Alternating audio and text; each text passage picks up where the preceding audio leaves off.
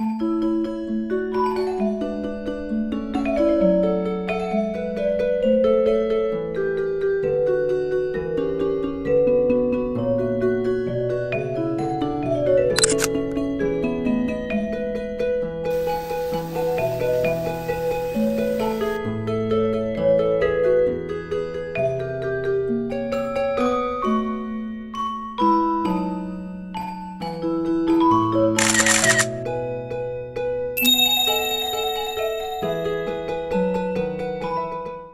大家好，我是不想上班的小林。然后我这次要去的地方是奥杰斯兄10天7夜。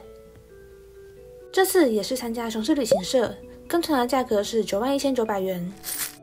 我们这个行程搭乘的是长荣航空，从桃园机场出发，中间停曼谷，然后再飞到维也纳机场，飞行时间是16小时5分钟。这个是中间经过曼谷的夜景，真的是超漂亮的耶。经过16小时的飞行，吃了3次飞机餐，看了2部电影，睡了好几次觉之后，才终于抵达维也纳机场。下飞机的第一站就来到了梅尔克修道院。梅尔克修道院成立于西元1089年，巴洛克建筑则修建于1702年到1736年，有着精美的壁画。图书馆更是藏有无数的中世纪手稿哦。不过参观梅尔克修道院的内部是要另外购买门票的，而且里面禁止拍摄哦。我们这一团是含门票的，里面大概就是观赏图书馆的内部构造，还有以前修士所使用的东西。我觉得梅尔克修道院很值得来，因为很漂亮。不过以前的修士也真的住得很豪华耶，因为他们感觉连楼梯都是特别设计过的，精雕细琢耶。看完修道院，就在修道院旁边吃个中餐咯。这个呢是餐厅外面的水池造景，我真的觉得他们四处都超有设计感的耶。不过我后来发现，欧洲的餐厅好像几乎都没有冷气耶，超热的。这是我在欧洲吃的第一餐，然后我就发现他们竟然在咸汤里面加没有保险的义美泡芙，这种咸与甜的冲击真的是非常的奇特。猪排的部分则是有点咸，一定要配面包吃。然后我觉得这家店唯一的优点就是甜点还不错吃，鲜奶油也很有特色。下一站就来到了米拉贝尔花园。米拉贝尔宫和米拉贝尔花园是建于西元1606年，位于萨尔兹堡，是当时的大主教沃尔夫·迪特里希为其情人莎乐美所建造的哦。米拉贝尔花园也是知名电影《音乐之声》中女主角玛利亚带着孩子们欢唱哆瑞咪的地方哦。不过有时候想想也觉得蛮心酸的，情人竟然住这么高级的地方耶。从米拉贝尔花园走出来，经过这个爱情索桥，再走10分钟左右就可以抵达莫扎特出生地咯。知名音乐家莫扎特于1756年1月27号出生在奥地利萨尔兹堡粮食胡同9号。在1747年至1773年期间，莫扎特一家就住在这栋建筑物的3楼哦。主教贡广场位于萨尔兹堡老城的心脏地带，修建于西元1587年。在主教贡广场中间是一个巨大的巴洛克喷泉，建于西元1656年至1661年期间。主教贡喷泉是用大理石所建造的，被认为是中欧目前最大的巴洛克喷泉哦。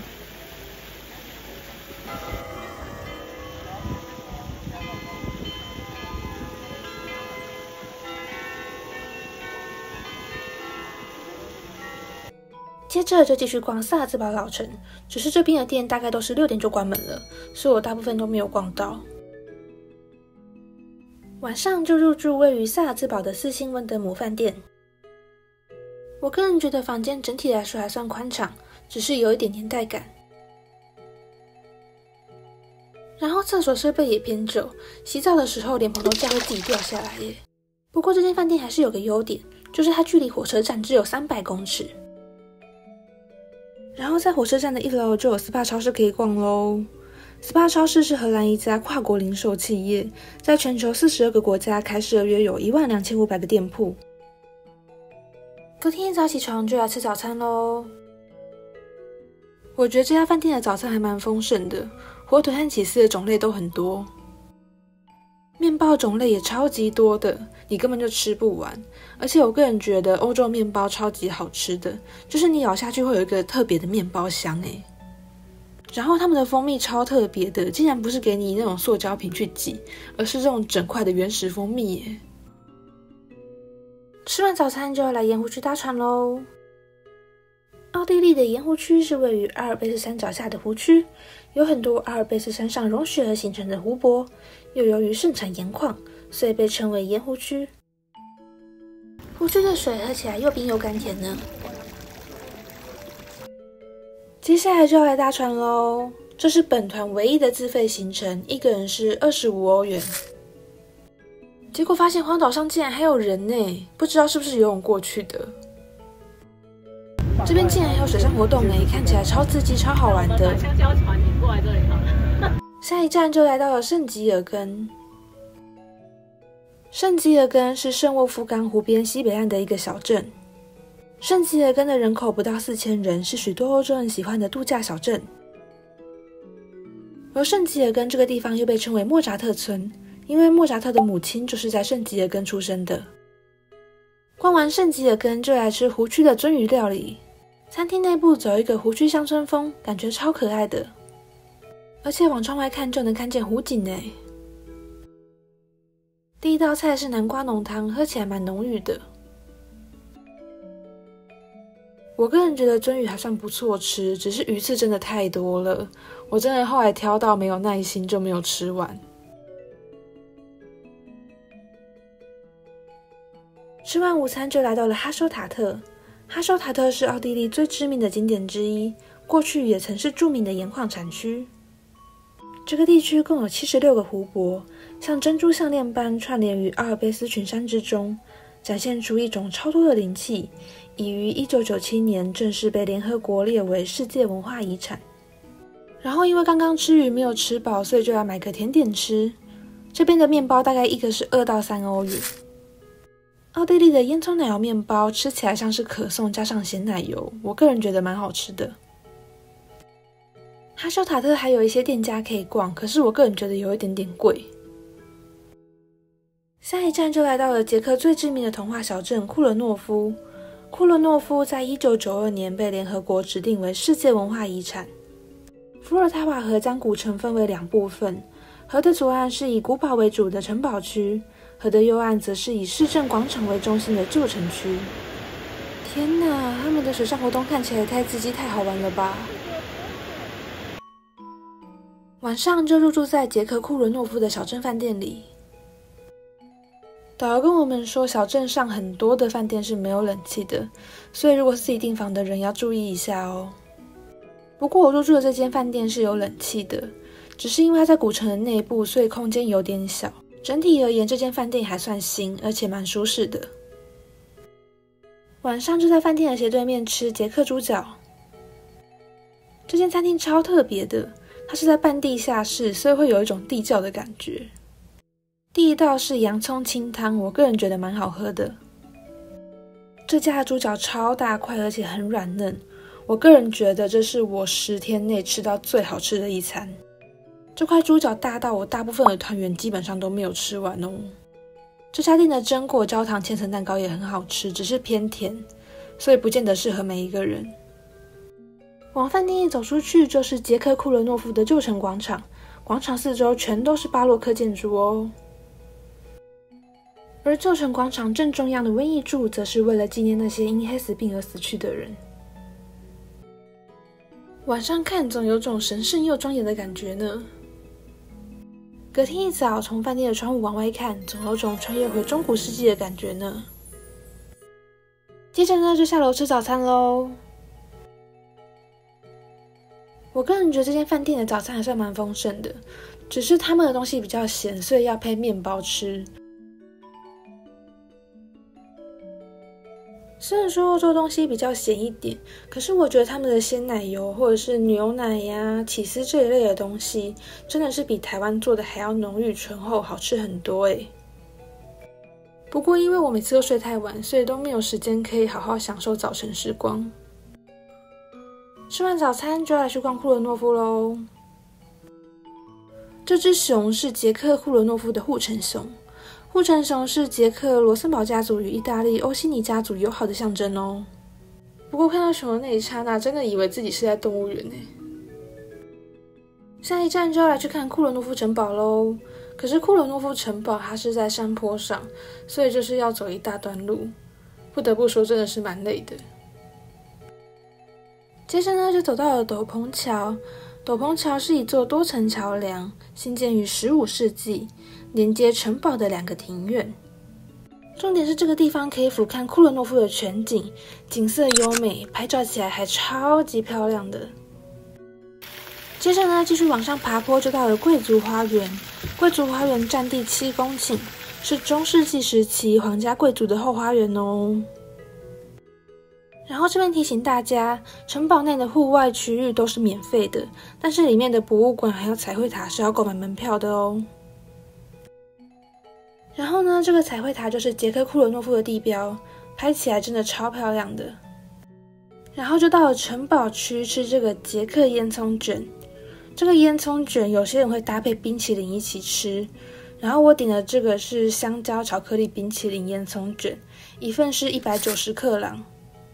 我个人是觉得有一点贵啦，但是既然来了就吃吃看吧。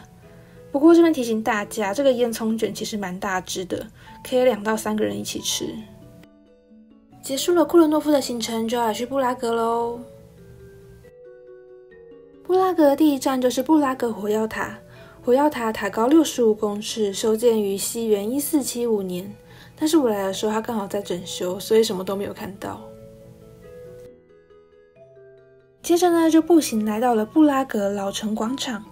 老城广场是布拉格旧城区的心脏地带，也是游客的必游之地。广场上的古老建筑、彩色房屋和石砖道路，都诉说着布拉格丰富悠久的历史。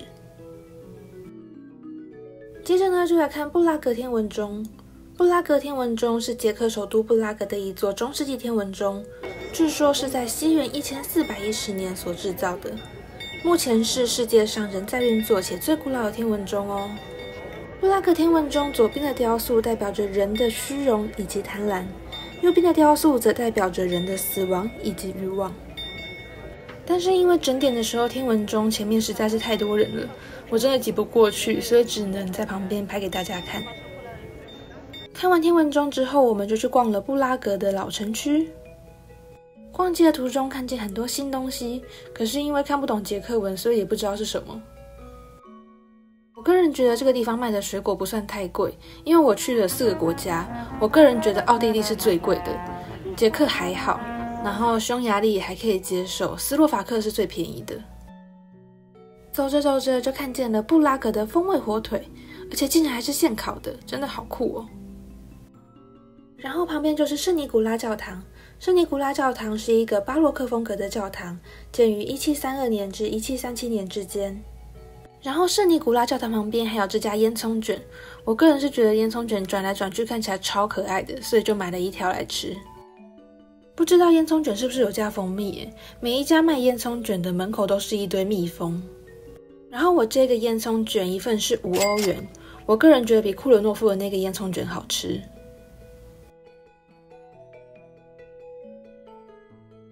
然后布拉格广场还有很多这种观光列车可以搭，只是因为我是跟团，所以时间不够，后来就没有去搭了。布拉格旧城广场旁边就是伏尔塔瓦河，伏尔塔瓦河是捷克最长的河流。伏尔塔瓦河上面是可以游船的，只是我们这一团去的是多瑙河游船。逛完了布拉格旧城广场，就来饭店休息咯。这间饭店又大又新，重点是旁边就是一个购物中心，所以买东西非常方便。饭店的房间舒适又干净，重点是以市区的饭店而言，其实它的空间还算蛮大的。隔天一早醒来就来吃早餐咯。我个人觉得这间饭店的早餐还算蛮丰盛的，只是可能是饭店太大，旅客太多，我觉得有一点缺乏精致度，所以会有一种在吃团膳的感觉。吃完早餐就来到了布拉格城堡。布拉格城堡是世界上最大的古堡，占地7万平方米。历代波西米亚国王以及历任捷克斯洛伐克总统都是在布拉格城堡这个地方办公的哦。下一站就来到了位于布拉格城堡区内的圣维特大教堂。圣维特大教堂是一座天主教座堂，建于西元13世纪，历经约600年才完工。风格完美融合哥德式、文艺复兴风格和巴洛克风格，因此又被称为中欧首座哥德式大教堂。圣维特大教堂以彩绘玻璃、拱柱以及雕像闻名。重点是每一个彩绘玻璃和雕像都有它自己的历史意义，不单单只是华丽的装饰哦。不过我个人觉得圣维特大教堂真的很值得来，因为它大概是我这10天内看到最大最精致的一个教堂了。尤其是那一抹神圣的氛围以及光影，真的是令人感到震撼啊。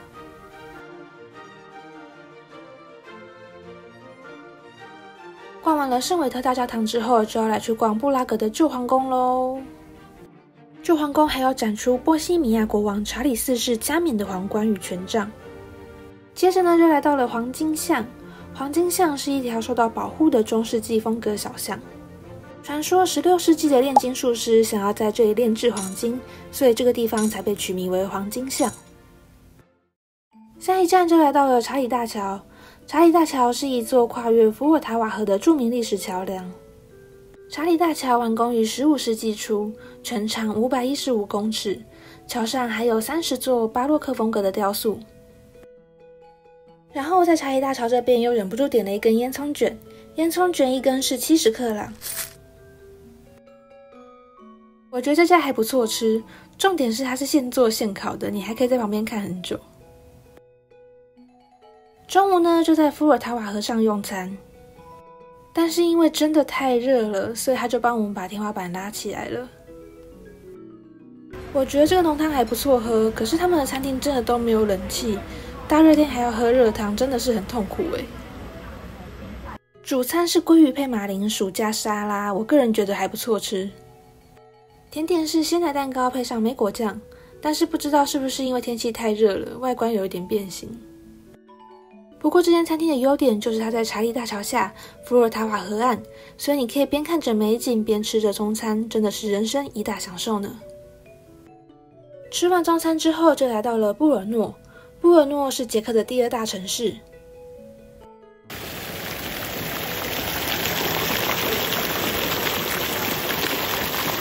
布尔诺旧市政厅初建于西元1240年，是布尔诺市最古老且最重要的非宗教建筑。布尔诺旧市政厅的哥德式拱门上还有5根尖塔式柱，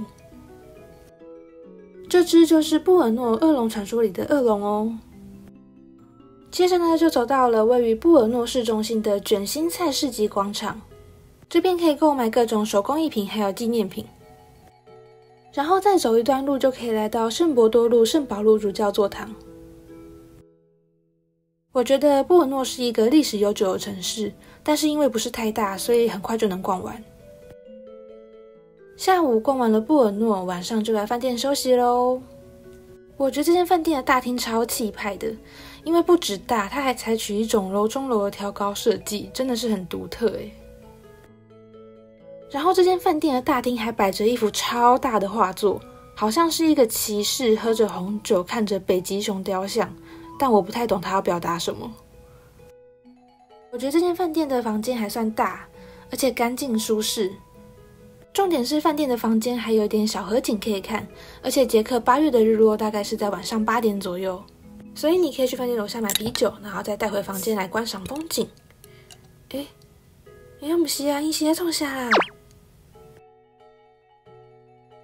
房间的厕所也干净舒适。饭店吃早餐的地方宽敞且具有现代感。这间饭店的菜色丰富又好吃，重点是它的摆盘很精致，然后还有一些绿色植栽在旁边，所以用起早餐来的心情是很不错。欧洲每一间饭店的早餐面包种类都超级多的，你根本吃不完，重点是真的都不错吃。饭店1楼还有酒吧，而且看起来超级大的，有一种金色山脉的感觉。而且还能边看足球赛边喝酒哦。吃完早餐就来到了布拉提斯拉瓦城堡。布拉提斯拉瓦城堡是斯洛伐克首都布拉提斯拉瓦市的主城堡，位于多瑙河畔小克尔巴阡山脉的一座山丘之上。城堡的风景其实还不错，但是我有团员在这边被偷钱了，所以大家在拍照的时候一定要小心自己的随身行李哦。下一站就来到了布拉提斯拉瓦老城，然后前面绿色屋顶的那一栋就是斯洛伐克的旧市政厅。他们是在骑脚踏车吗？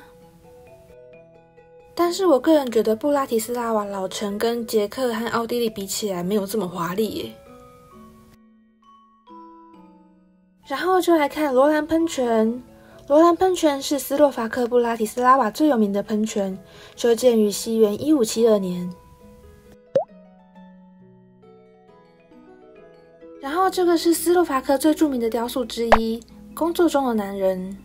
想要和这位男士拍照还要排队排很久，所以我最后就直接放弃了。接着呢，就继续逛布拉提斯拉瓦老城，但是老城其实没有很大，所以很快就可以逛完了。我出门前调查，这附近的气温都是30度以下，但是我来的时候刚好都遇到35度以上的高温耶，真的是不知道为什么。下一站就来到了布达佩斯多瑙河游船，然后这一栋就是匈牙利著名的议会大厦。接下来经过的是塞切尼链桥。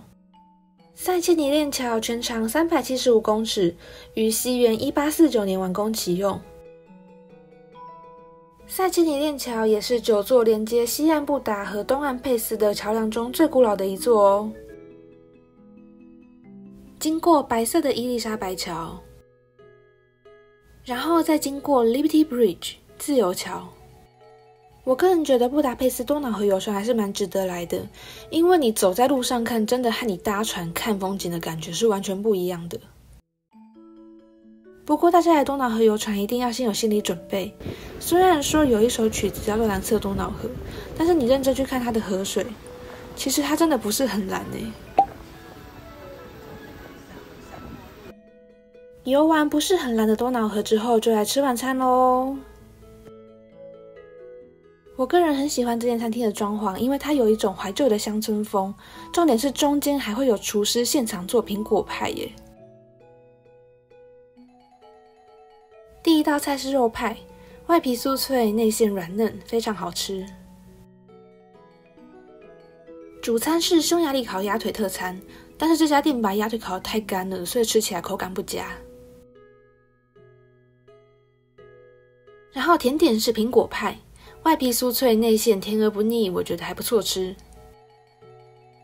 然后在餐厅的旁边看到一栋圣伊什特万圣殿，真的超大一栋耶。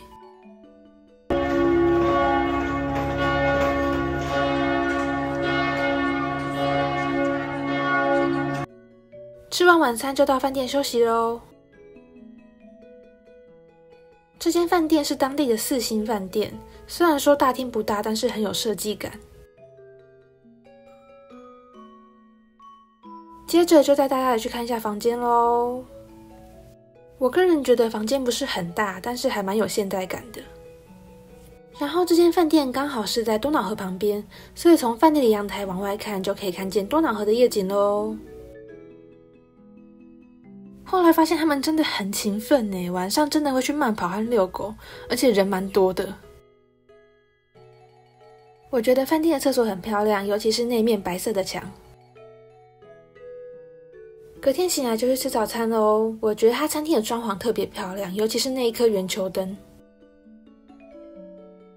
我觉得它放面包的地方特别可爱，有一种老奶奶的怀旧风格耶。接着呢，就带大家去看一下菜色咯。这边有各式各样的火腿，重点是它放在木头的砧板上面，看起来特别可爱，让人家觉得很有胃口耶。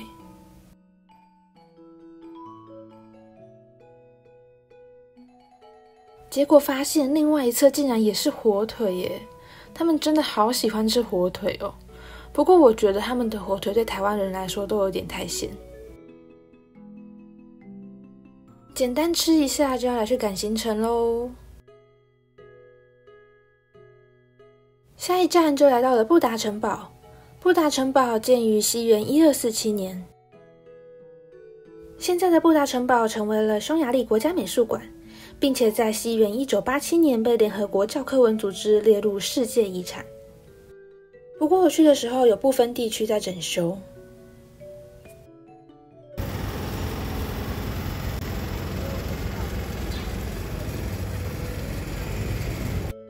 这个是雅提马斯喷泉。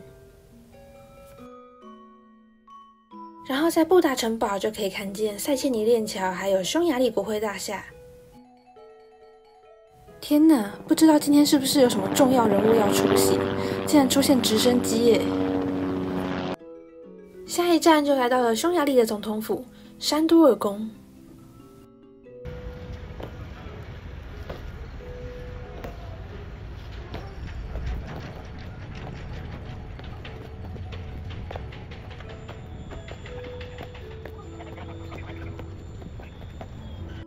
然后因为天气太热了，所以我在路上买了一支独角兽口味的冰淇淋，一支大概是2欧元左右，我觉得口味非常的独特。吃完冰淇淋之后，就来到了马加什教堂。马加什教堂是布达中世纪的第2大教堂。现在看到的马加什教堂，距今已有700年以上的历史咯。在马加什教堂旁边，就是著名的匈牙利景点渔人堡。渔人堡是一个新哥德式和新罗曼风格的景观台，位于匈牙利首都布达佩斯布达一侧的多瑙河河畔。有人说渔夫堡是中世纪时期渔夫为了防御工事所建的碉堡，也有人说渔夫堡是中古世纪的渔货买卖地。19世纪独立战争时，渔夫们在此坚守御敌，后来便逐渐被人称作渔夫堡。不过无论是哪种说法，都丝毫不影响渔夫堡的美丽呢。而且因为渔夫堡就在多瑙河岸，所以从这里就能看见匈牙利的国会大厦咯。这个是布达佩斯城堡山缆车，用来连接塞切尼链桥和布达城堡。下一站就来到了布达佩斯中央市场。布达佩斯中央市场共有3层楼，地下1楼和1楼主要销售各种生鲜食材、果干和香料，2楼则销售各种手工艺品。市场有卖各种肉类，可是因为肉类带不回台湾，所以基本上也不太能买。地下1楼还有超可爱的腌制罐头。最后买了一个布达佩斯帆布袋，一个大概是1500福林左右。不过因为时间太短了，所以我真的没有时间去逛到2楼。逛完市场之后，就来到了英雄广场。不过我来的时候，英雄广场刚好有部分在整修，所以真的超可惜的。结束一天的行程，就进饭店休息咯。因为这间饭店是在市区附近，所以感觉规模不大。接下来就是看一下房间咯。我个人觉得房间还算不错，可是饭店就是不提供冰箱耶，这样子我的巧克力就会全部都融化了啦。饭店的厕所还算干净，可是洗澡的时候地板都会湿掉耶。接着呢，就来喝超市买的饮料。据说左边那瓶饮料是由阿尔卑斯山上32种草药所调制而成的哦。然后右边那瓶绿色的就是奥地利有名的柠檬啤酒，我个人觉得还不错喝。然后因为晚上太无聊了，所以就沿着多瑙河散步，走着走着就来到了圣方济各堂。我感觉来了欧洲之后，不管往东西南北走，都能碰到超大的教堂耶。然后在走回饭店的路上，来到了这一家烤肉店，我觉得有点像台湾的沙威玛。然后这家店有牛肉和鸡肉2个选项，重点是它拿来刮肉的那只东西长得超像熨斗的，真的是超酷的啦。不过台湾的沙威玛好像基本上都是搭配面包，这边的烤肉则是搭配卷饼。然后这边是可以像 Subway 那样子选菜的，一卷大概是 5.5 欧元，我个人觉得有点点贵。不过这个卷饼大概一卷是25公分左右，所以一个人其实也吃不完。然后就走回饭店配饮料吃咯。隔天一早起床就来吃早餐咯。我觉得餐厅的空间还算宽敞。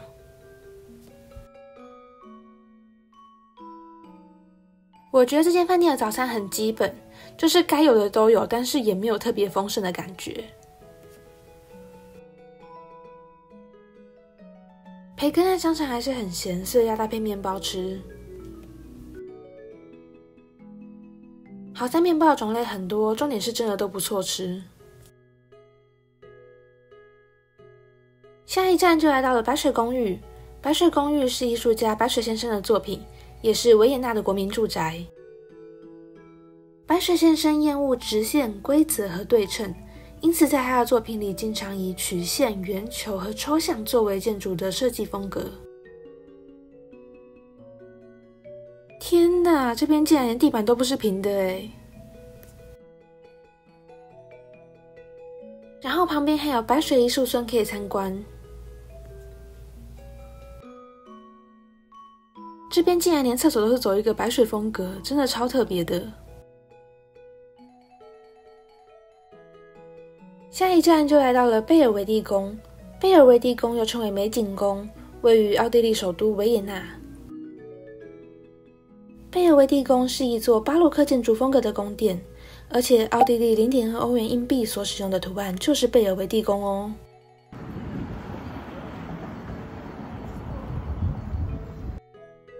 下一站就来到了内城区。内城区是奥地利维也纳旧城的中心地区。然后这一栋呢，就是圣斯德旺主教座堂。不过我的行程只有路过参观，所以我也不知道里面长什么样子。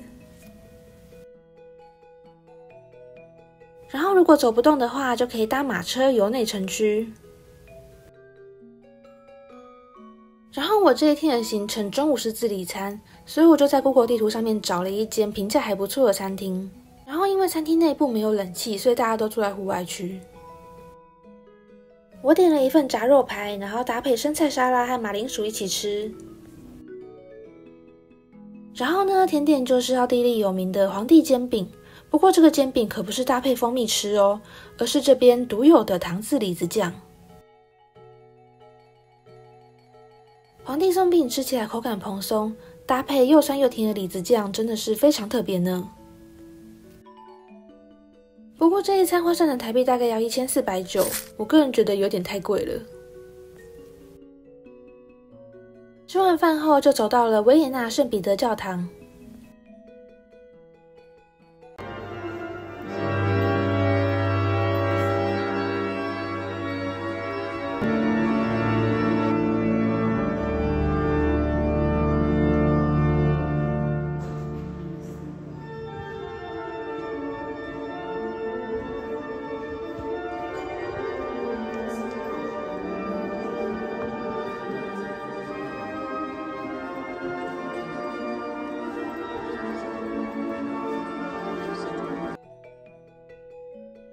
接着呢，就来到了米歇尔广场。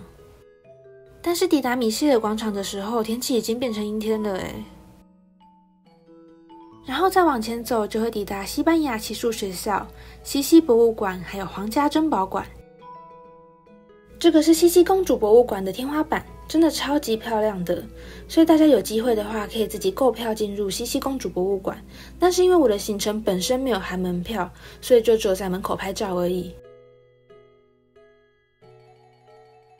接着在经过瑞士人大门之后，就抵达霍夫堡咯。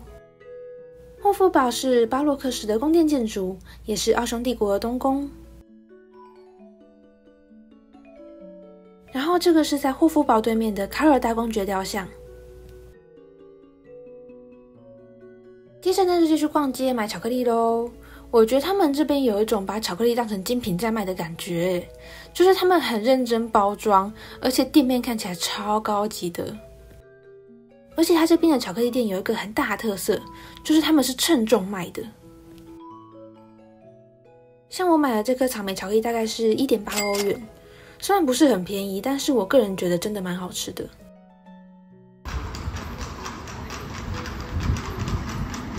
下一站就来到了维也纳的中央咖啡馆。中央咖啡馆被票选为全世界最美咖啡厅第3名，开业于西元1860年，距今已有160年的历史哦。内部装潢典雅大气，可是因为中央咖啡馆真的太有名太多人了，导致我在门口排了30分钟才能进来。然后中央咖啡馆的蛋糕大概一个是 6.5 欧元左右。我点了一杯柳橙汁是6欧元，然后再点一杯巧克力是 6.5 欧元，加上蛋糕 6.5 欧元，总共加起来是19欧元。我个人觉得咖啡厅的餐点一般，但是因为装潢很漂亮，而且价格不贵，所以还是很值得来。下午茶吃到一半就开始下雨了，不过下了雨的奥地利感觉也别有一番风味呢。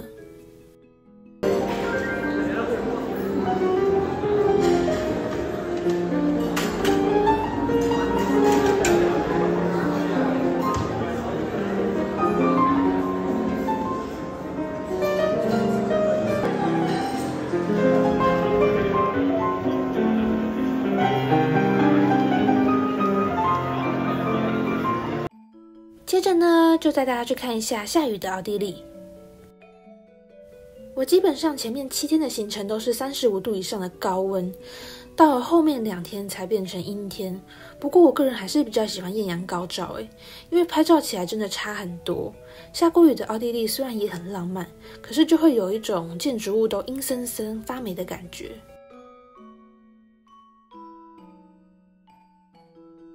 然后我来这4个国家之后，奥地利路上会提供饮水机，重点是这个水真的蛮甘甜蛮好喝的，所以大家如果来奥地利的话，一定要记得带自己的水瓶哦。逛街逛累了就来吃晚餐咯。晚上吃的是维也纳的乐牌套餐，但是我觉得它的乐牌烤得有点太干了，所以我后来就没有把它吃完。不过我个人觉得甜点还不错吃，因为冰淇淋还有鲜奶油的味道都很浓郁。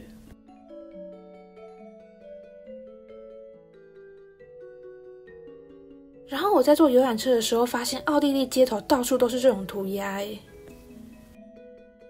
第9天早上就来到了玛丽亚特蕾西亚广场，然后在广场的一侧是自然史博物馆，另一侧则是艺术史博物馆。接着呢，就搭车经过奥地利的国会大厦。奥地利国会大厦兴建于西元1874年至1883年，其中最有名的就是门口的雅典娜雕像和喷泉。然后再经过维也纳的市政厅，再经过哥德式建筑的沃蒂夫教堂，然后就抵达了下一站熊布朗宫。熊布朗宫全体采用金色和黑色，是奥地利哈布斯堡家族的代表颜色。而且熊布朗宫在欧洲的华丽程度和大小仅次于法国的凡尔赛宫哦。然后就进入熊布朗宫参观咯。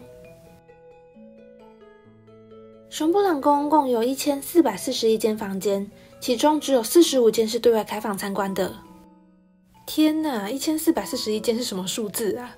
如果我今天是女王，我一天住1间，我大概都要花4年的时间才能把我家都住过一遍耶。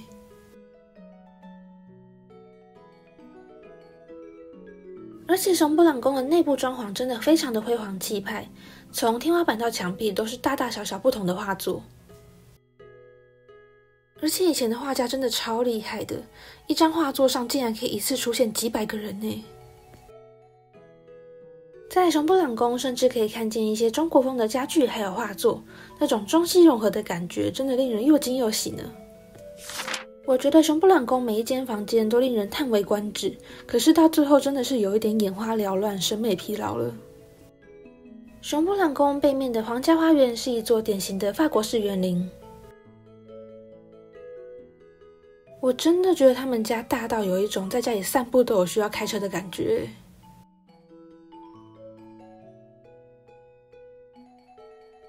熊布朗宫的花坛两边种植着修剪整齐的绿树墙，绿树墙内则是希腊神话故事中的人物。熊布朗宫的制高点是凯旋门，前面则是有名的海神喷泉。因为这一座海神喷泉，所以熊布朗宫又被称为美泉宫。然后在熊布朗宫的纪念品店买了一个茜茜公主的马克杯，一个是20欧元。参观完了熊布朗宫，就来吃维也纳的炸猪排料理。但是我个人觉得这家炸猪排真的太干了，我觉得我在维也纳内城吃的那一餐比较好吃。甜点是香草口味的冰淇淋。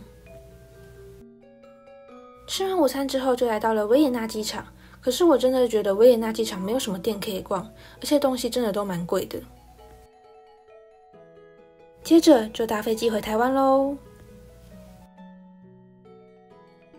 然后因为我们的这班飞机有停飞曼谷，所以我就在这边买了一杯泰奶喝。我觉得这家蛮好喝的，所以大家如果有来泰国转机的话，一定要买这家哦。这一杯泰奶大概是台币89块。接着呢，就为这趟10天7夜的欧洲之旅画上句点咯。我有买的李子，这样子1欧元，然后这颗长得像那个蜡笔小新的屁屁。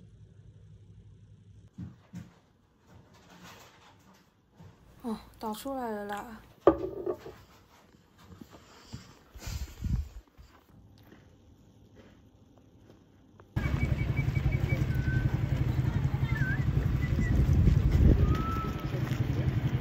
这件词也是我去欧洲买回来的磁铁，然后回来之后我就把它挂在我书桌前面的墙上，然后就会有这个效果。所以读书的时候看了这些磁铁，心情就会很好，而且这个还可以转。